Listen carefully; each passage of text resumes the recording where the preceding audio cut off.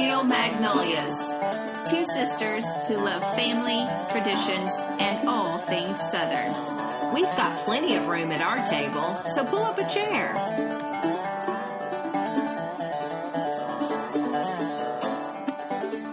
Hey, Lainey. Hey, Laura Beth. Well, it is a somber week here in Nashville, and it's always a little interesting the way we record these episodes because we're not real time, and so some of this news already feels old. Yeah. By the time this episode comes out. But the reason I wanted to mention this was not only did the Nashville tornado obviously touch home for us, but a lot of our sweet listeners reached out to make sure we were okay. To check on us. And yeah. So, wow. Thanks, y'all. You're so kind. That means so much. Yeah. It really does. Yeah. Thankfully, for us personally, we were south of where the tornadoes hit. Yes. So, I mean, other than just hard rains and wind knocking a couple branches off trees, I didn't have anything major. Yeah. I know people who did. Yeah. Yeah. I actually have a helium balloon that's stuck in my backyard in a tree, and it's sustained. So, oh no, the balloon the dog still keeps barking at it. The balloon still stands, but yes, many people are facing a long cleanup, and so we have friends even that are part of an organization called Hope Force, which provides disaster relief, that was founded here in Nashville, and they have moved away and go to projects all over the country. Anytime there's tornadoes or hurricanes, they show up to help. They are like equipped for disaster, and they're here working in Nashville. So it's kind of weird for them too. So if you are, there's lots of ways that you can help and give financially. If you do not live in the Nashville area and can't help, roll up your sleeves. Hopeforce.org would be a great one if you're looking. Because we literally know them personally. Like they're very wise with funds and all of that. So I wanted to mention that. And then I'm just blown away by a lot of the things I'm seeing this quickly that people are doing to help. And I saw a post on social media and I literally got goosebumps. It said, if you've recently moved to Nashville, you're about to see why we're called the volunteer state. Oh, come on. Isn't that so sweet? It's true. Yeah. There were people that just, I mean, story after story of strangers helping strangers, and the shock that people still, even if you live here, sometimes you forget how kind people can be. Yeah. And people even that lived through like the 1998 tornado were talking about the, receptivity that people had towards one another to just help. Yeah. And then we had that humongous flood in 2010. Yes. Where people rallied together and it's a time you mentioned, like, it's a time for Steel Magnolias to rise up. Yeah. Yeah. In this season. There were food trucks showing up, handing out food. I think even Bridgestone Arena was like serving out the concessions, just like people that just had resources. You said there was like a auto. Well, I've seen there's lots of different businesses that are proactively saying, like, one that I saw was an auto repair place. Yeah. That said, if you have, damage to your car, come in and we will get you at least secure enough to drive it. Like, they're not replacing the glass for free, but we'll put the tarps on so you can drive. Yeah. Things like that. Making it mobile for you. Wow. Just, it's a chance for people to give to their community. But anyhow, thank you all for checking in. Yes, y'all are so sweet. And we do hope that Nashville gets back on their feet. And you know what? I will say this. We're hearing a lot about Nashville. It's actually just a little bit east of us in like the Cookeville area that really needs the most help. They had, Nashville is our capital city and such a hot city right now. East Nashville got hit, but people Cookeville are talking is the about worst. That. Yeah. So, Mount Juliet, Just so you know, even frame of reference for us locals that can tell you what the national news may or may not be saying. Who knows? Right. But anyway, well, thanks, y'all. You're very kind to check on us, and we are safe and very thankful for that. Yeah. Well, total side note, but on a lot more fun Yes, let's subject. segue to our topic. Get a little bit lighter than that one. That one threw us, but let's have some fun and some Southern culture. Well, I was given a book by a dear friend that I just wanted to mention called Platters and Boards. The author's Shelley Westerhausen. Good job, Beck. You just nailed that. I think that's how you say her name. Anyway, it is beautiful casual spreads for every occasion. This hardcover is gorgeous. It's the colors I love of cool colors, and it's the fonts that I love. It is fun, it's a great cover, yeah. So this book, we've talked about these charcuterie boards being so hot. They're so hot right now, like on trend. We're talking Instagram accounts, businesses, menu items. Like, this is the it thing. Well, this book has so many different when I think of charcuterie board, well, from the name, I only think meats, cheeses. Right. But there's all these directions people are going with boards and platters. Yeah. So you can do, brunch themes. Yes. Or parfaits or Yes. Sundays, all these different themes of fun little things that people get to build and interact with one another. So it's cool. It's like where your creativity gets to shine. I mean, and I remember I didn't even know how to say charcuterie till like 2010, 11, 12, somewhere in there. We used to hear very often. It wasn't in my vocabulary at all. And I remember like a very foodie restaurant had it on their menu. And I just was like, I think I'll do this cheese tray. Board. That's funny. Well, this book even has a section that's called Southern Style. Yes. So that was why I wanted to specifically mention it. Now they've caught our attention big time. So I thought we would talk about how can you do a Southern style board? Yeah. So cheese being sort of the mindset I think most people go to when they think of these, you can spin it, right? Like you can have pimento cheese. That's right. It doesn't always have to be like, a hard or soft cut cheese. Like you could actually make something Any up. kind of what direction you want to go. Yeah. They even on this particular in their board, they include cream cheese with the red pepper jam on it, which we've mentioned on here before. We do that at Christmas time a lot. Yeah. Yeah. So that's one thing they have on here. One. They put peach preserves that you could add with your other cheeses. Yes. That sounds wonderful.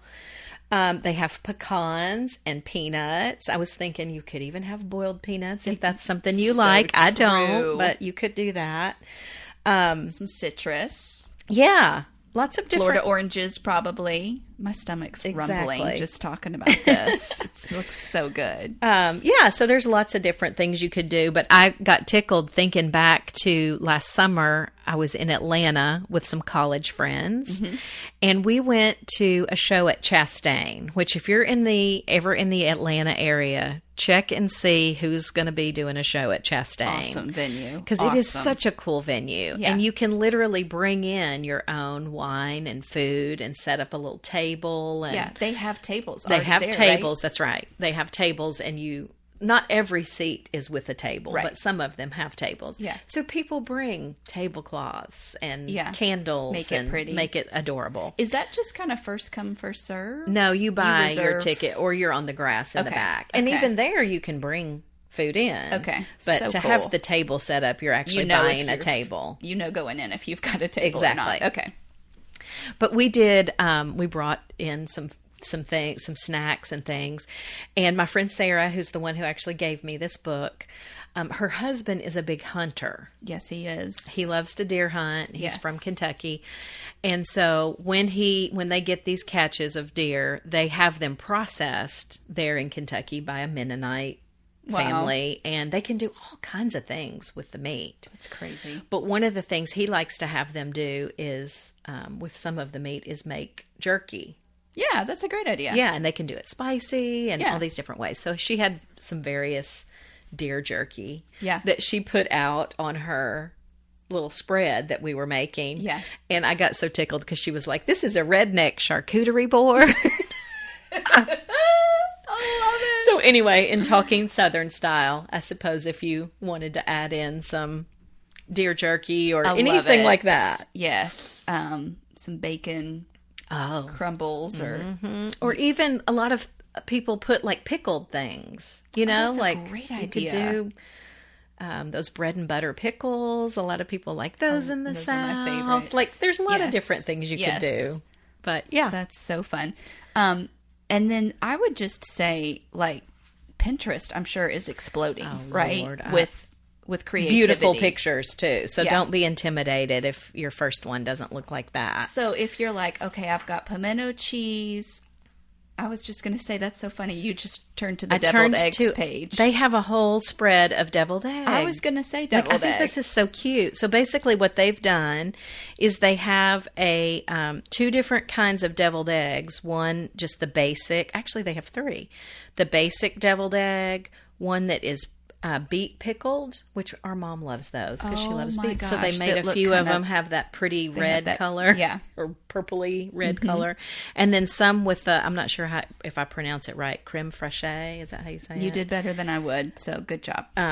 So, and then they have all these fun little toppings that you could put on the deviled egg. Like, so build your own deviled egg. So it's got little beets or dill or jalapenos or chives, like different things, radishes. This is a moment where I'm like, I feel like our ancestors would be proud of we've how just far we've come. The deviled egg to a whole new level. We've taken what they grew up with, but we have just continued to live off the land and make it even more fun and they have little sesame seeds and blue cheese, like lots of different things, and you just build it the way you like it. Isn't that adorable? That is so great. So deviled egg boards. There's a couple of Southern ideas for your platters and boards that you want to build. That is so great. Well, I think I have a great board. You do. It's from Magnolia. It looks like a big pizza board, It but does. I guess you can do it was a Christmas gift a couple of years ago. So I'm inspired. I'm gonna try some things.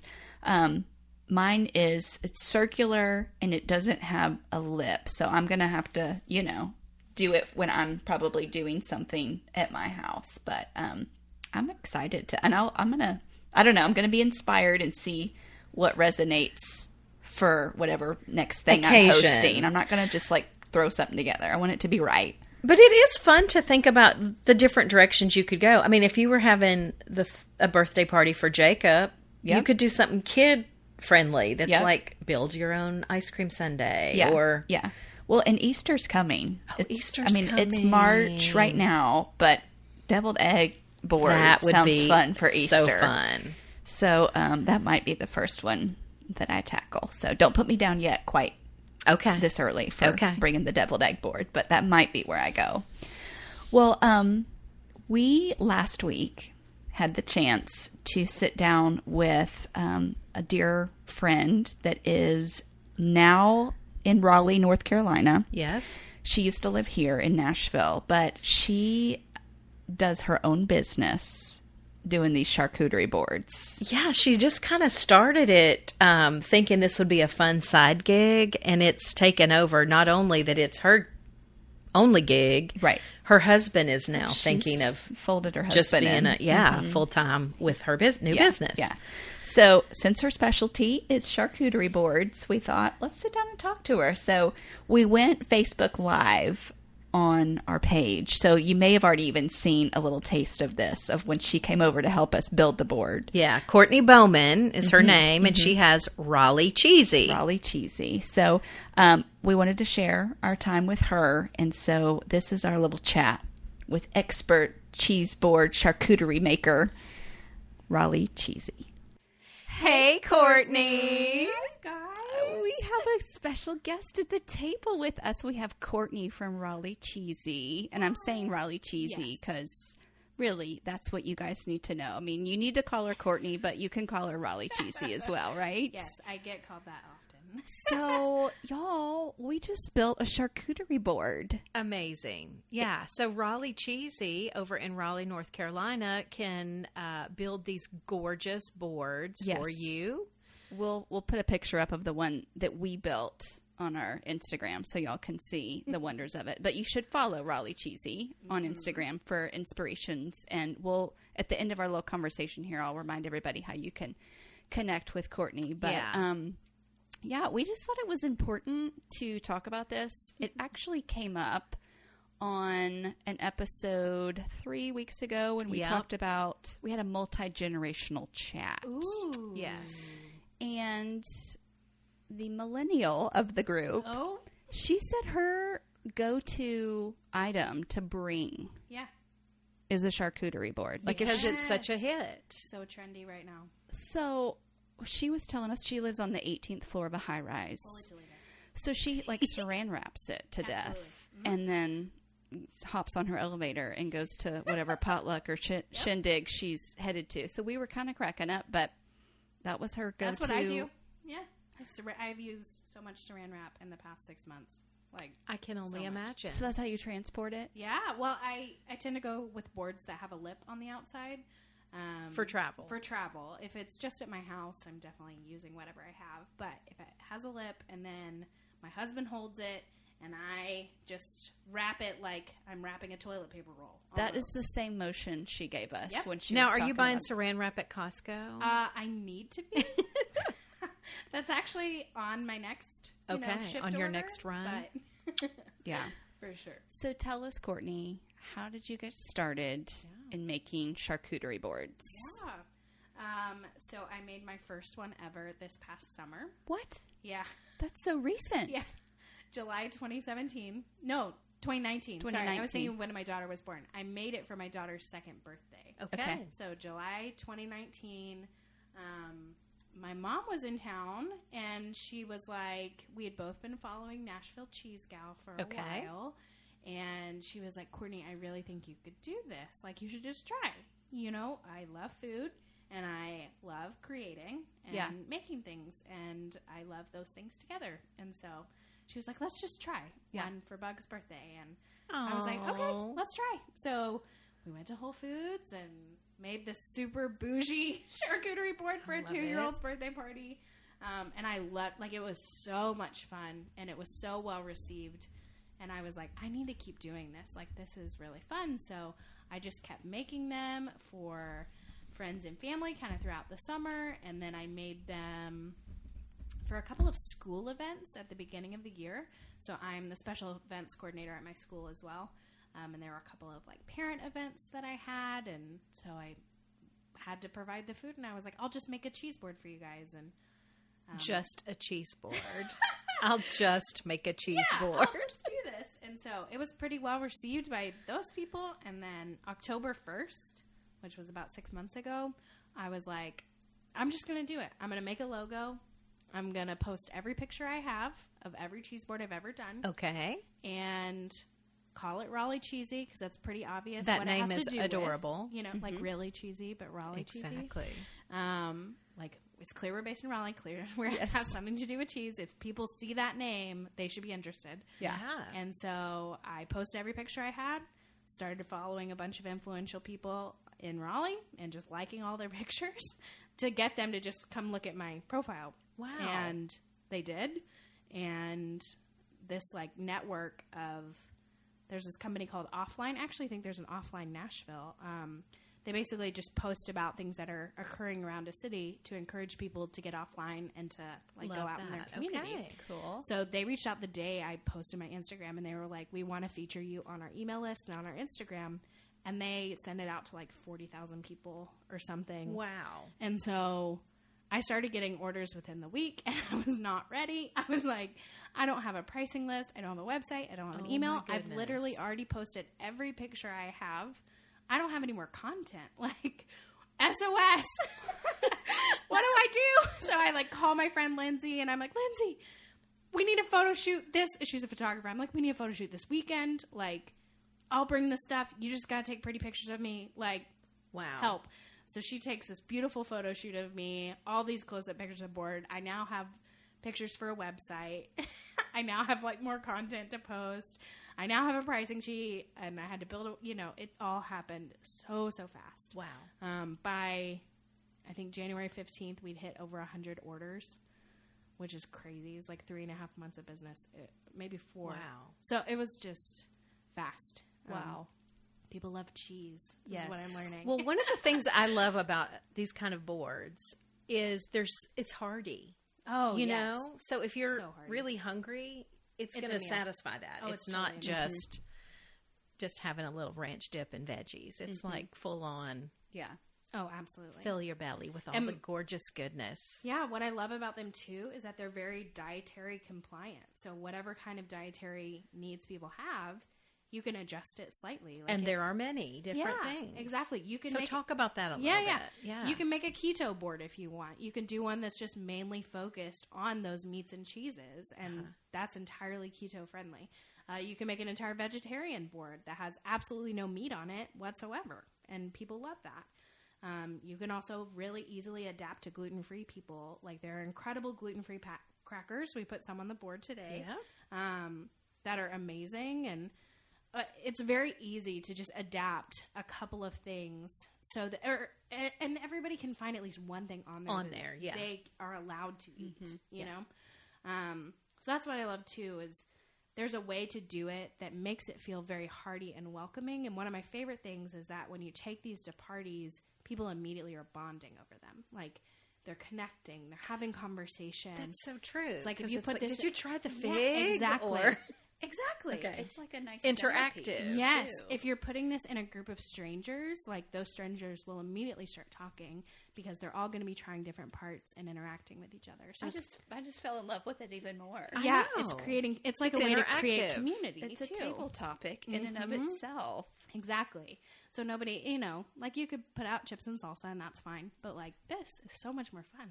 Wow. For your guests as well. Like, nobody comes away from this not feeling like they have had a great experience. It is an experience, isn't it? It really, you know, as I'm just even looking at this, there's little building things that happen. Yeah. So looking at the board that we built today.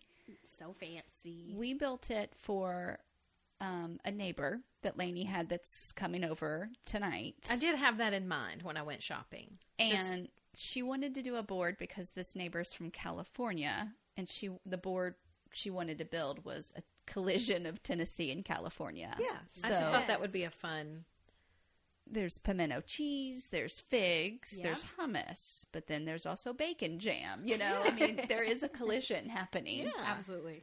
So, when you look at this board, Courtney, what is like sort of something kind of, I don't know, like a staple or a foundation that you would probably always have, and then what would you call as maybe something unique that we did? Specialty item. Yeah.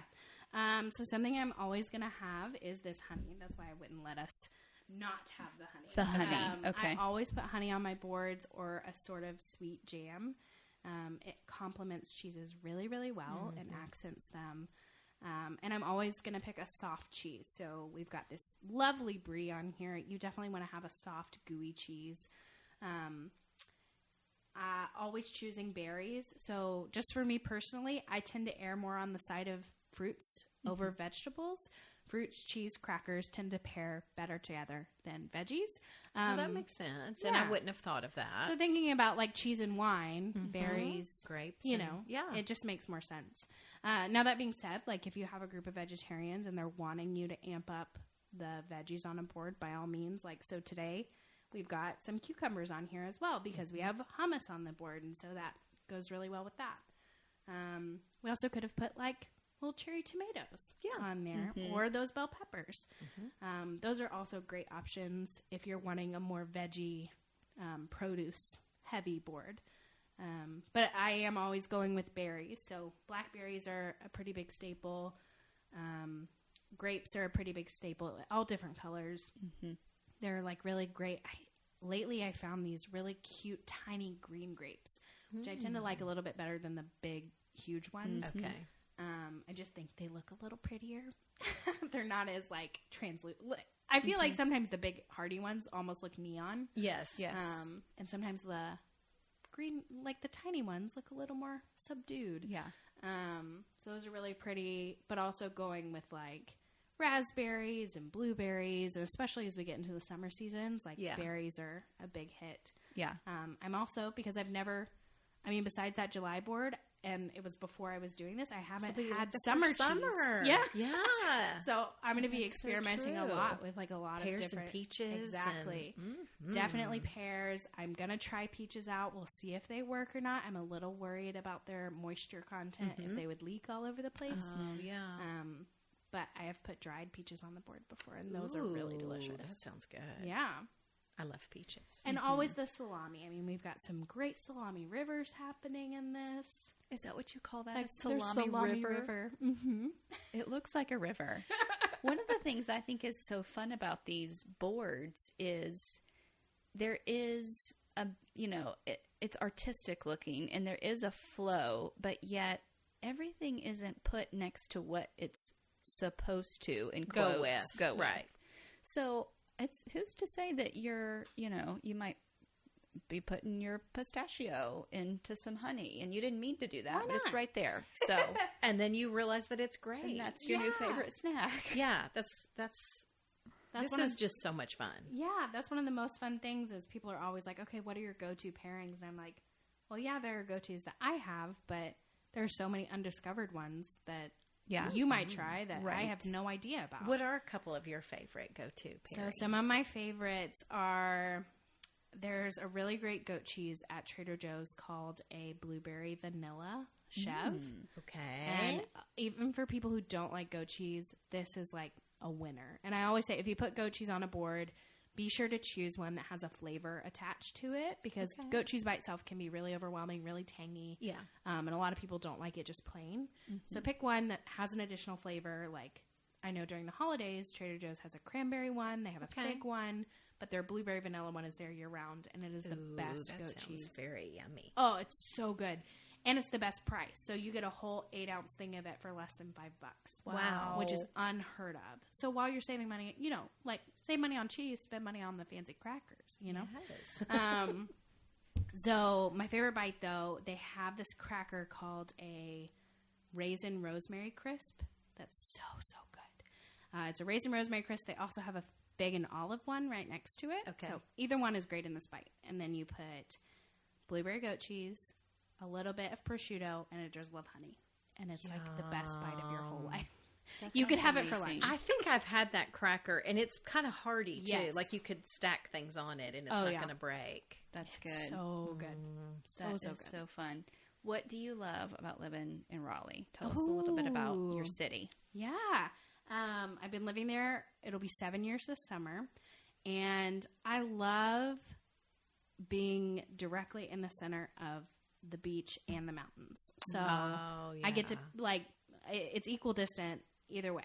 I can choose 2 hours to the beach or 2 hours to the mountains. That is a blessing. And so that's really nice. And we're also really close to a lot of really great East Coast cities. Like Charleston is not that far. And it's a great city. And then there's Hilton Head is right there. And then we could also go up north and go to Virginia Beach or go to DC. And East Coast just has a lot to offer along the South. Which is especially in regards to food. Especially in regards to food. Charleston, we went on our baby moon to Charleston, and it was some of the best food I've ever had. I love Charleston. It was so good. Well, you do classes. Yes, I do. So if someone were in the Raleigh area, how can they connect with you? Yeah, so if you follow me on Instagram, it's just at Raleigh Cheesy, Raleigh. That's how you spell Raleigh. That's right. I had to think about it. Raleigh Cheesy, and then we have a website, www.raleighcheesy.com. Okay. And I post all of my classes on a link in my website. It says upcoming classes. You can click there. You can see the ones I have coming up. I also list them on my Facebook page. I try to announce them when they're coming on Instagram as well. So you're a busy girl. All over the place. I'm very, very social. And a new mom and new business. All the things. I love it. And then if you just want to hire her to do your board, you can do that as well. And all different sizes, all different, no matter how many you're feeding. I mean, have you ever seen images of the ones that are for it fills the whole table. Huge rectangles. Beautiful. I'm doing one in April for a wedding that is 16 feet long that I'm really excited about. You'll have rivers of everything. Oh, so many rivers. So many rivers. So many little jars. So many rivers. Yeah. All the things. Oh my gosh, I cannot wait to see how that turns out. Oh, yeah. It's going to be a fun one. I think the biggest one I've done has been like 12 feet, so this will... When did you say that is? April. April. We won't have to wait that long. That's right. Yeah, it's coming. Next month. Okay. Well, Courtney, we can't thank you enough. Oh, this is so fun. You schooled us, I would say. Well, we had chatted about, like, you know, we wanted our Southern touches on the board, but people do all kind of themes for these boards. Like you were mentioning a brunch board to me earlier. That would be a fun thing. That's brilliant. Yeah, bagels as crackers. Yeah, so fun. Cute. Yeah. We want to do a biscuit board at some Wouldn't that be point. so What a cute? dream, yes. Right? Oh my gosh. Different jams and sausage. You could even have different butters. If you don't follow, there's this girl called Reluctant Entertainer on Instagram, and she makes these huge, I'm talking like size of a whole table, circular boards. I don't know where she got this tray. It's the size of a whole human. And she makes these platters that are like dinner. So she's done like clam chowder in the middle with all these toppings. What? She's done like tacos. It's insane. And I kind of love that name, Reluctant Entertainer. And I'm pretty sure it's a little. I don't know the background behind it. I'm like, this has to be sarcastic. She's like going over the top on literally everything. That is wonderful. I'm gonna have to check that out. Yeah, it's good. Well, we can't thank you enough. Like Laura Beth said, we are so excited to learn a few new tricks here. Yeah, thank you guys for having me. Yeah, all right. Y'all go follow Raleigh Cheesy. We'll see y'all here next time. Bye. Bye.